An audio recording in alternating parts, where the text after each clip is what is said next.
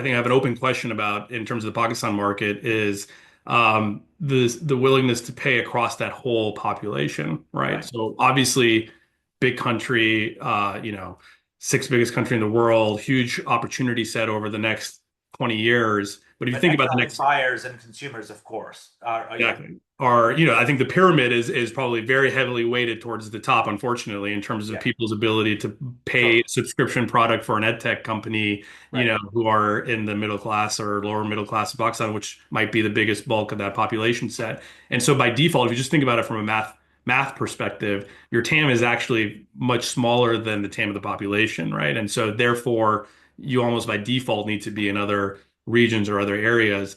The problem with that, though, is that for early stage companies, doing multi-geographic expansion is really, really tough. And so my advice actually for Pakistani founders is nail whatever percentage of that TAM that you have access to and get real saturation in that market before even thinking about expanding into any other geography, right? And that can come down the line. You can have a story and a narrative and a plan for how you're going to go attack that. But if you haven't really nailed your core geography yet, I think getting to, another net new country is just a tall order for any company. Like we see scaled companies in the US who don't even think about international expansion until Series C, D, or E, right? Like those things happen usually much later. And so just being thoughtful about how you're sequencing this, I Right. think is really important. But yes, to your question, I think that over time you have to probably have a story for most markets, not all markets, that expands beyond Pakistan.